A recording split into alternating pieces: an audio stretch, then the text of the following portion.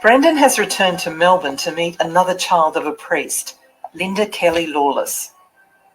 Linda's father, the priest Father Joe Kelly, used to come to this chapel to give mass to the unwed mothers next door who were waiting to have their babies and adopt them out. Unwed He mothers. would help support them through the system.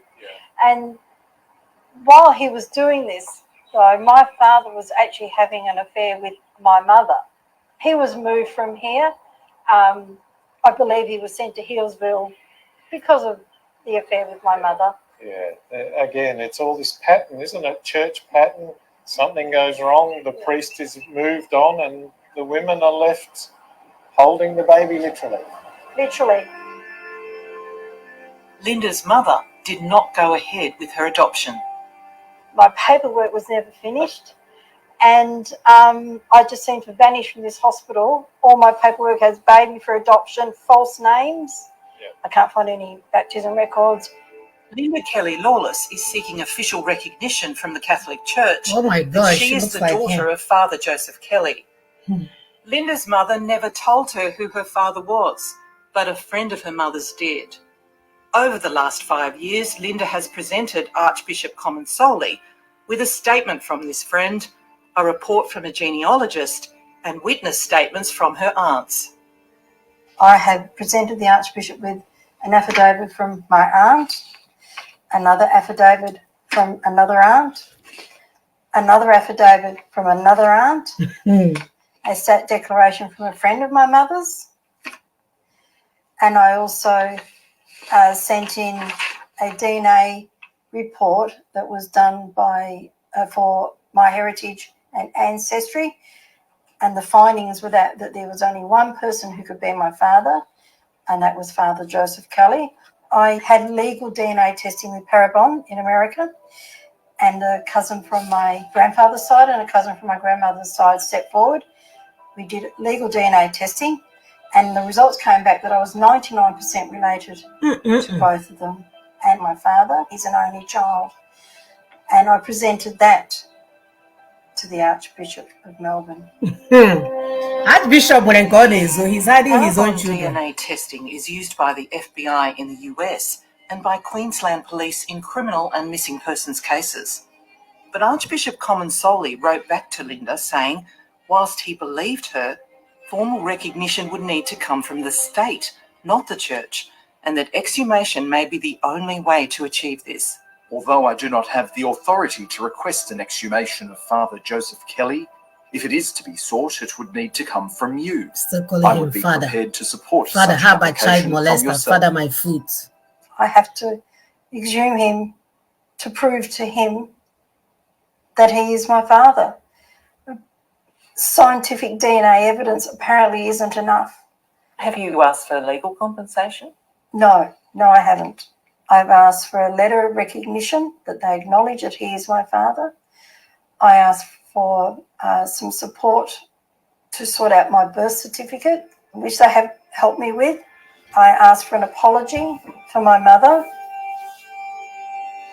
In a statement to Compass, Archbishop Comensoli states, The Archdiocese of Melbourne has supported Linda and have offered financial support. There is no denying the historical fact that priests have fathered children.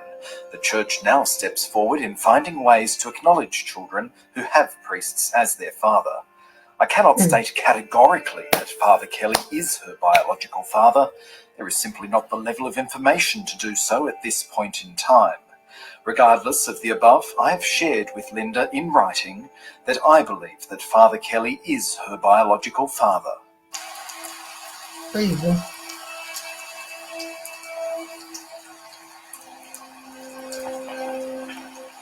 Hi Susie, how are you? good, hi Linda. So this is the headstone you have Yes. made for your father. Yes, it is. The parish priest from this local area and the private Catholic cemetery, they had no problem with you putting your name. No, none at all.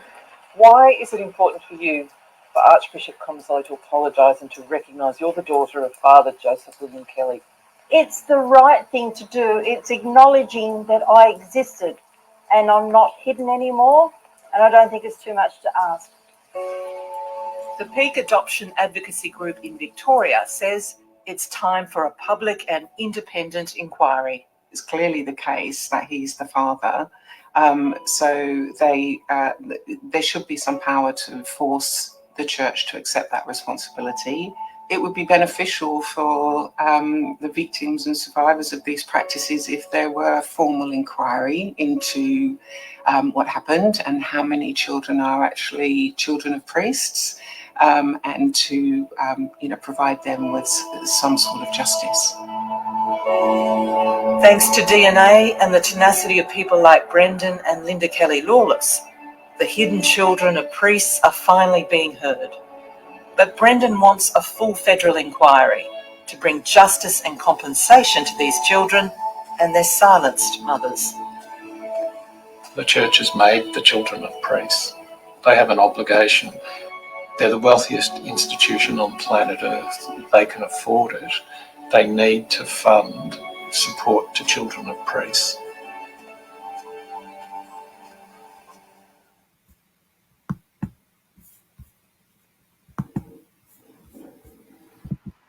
Thank you so much.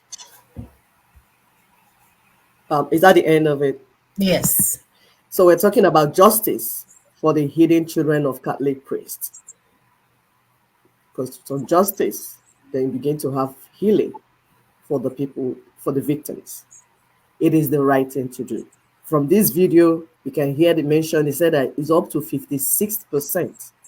That up to 56% of these children have had attempted suicide. Some have suicide ideations. These are serious mental issues because they feel abandoned. Okay, if my father does not even want me, why am I alive here? They go around, see other people with their father, their children, their parents. They say, is it I can't have even this basic thing? Let me live here. There's no point to be on this earth. You see how this grown man spent years trying to get the truth. These are people that have resources. What of our people that do not have resources? Have you seen why you have even some delinquent children in our society? No need to feel ashamed or guilty or fear of stigmatization. If you feel you need to drop that white robe, if as a priest, you feel, I know one in my village, he got a woman pregnant. He did the noble thing.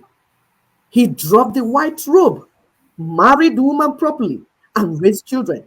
Do you know that the brain damaged people in my village keep telling him, oh, the man that Akunko Walafu, the man that followed the women.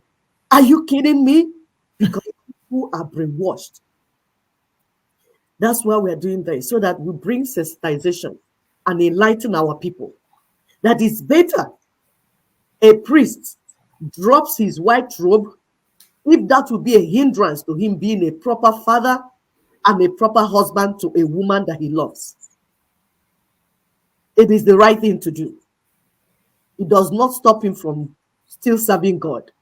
He will continue to serve God. It's just a job that he lost. So he will look for another job and do. If he's educated, then there are other jobs he can do. Life goes on. But do not sacrifice the rights of our children and our women for your selfish gain. To belong to a cult. To belong to a cult. But it's not worth it. If Catholic Church or Catholic cult is now allowing gay marriage, abortion, then we shall allow priests and sisters to marry. Why are they keeping them in that dungeon?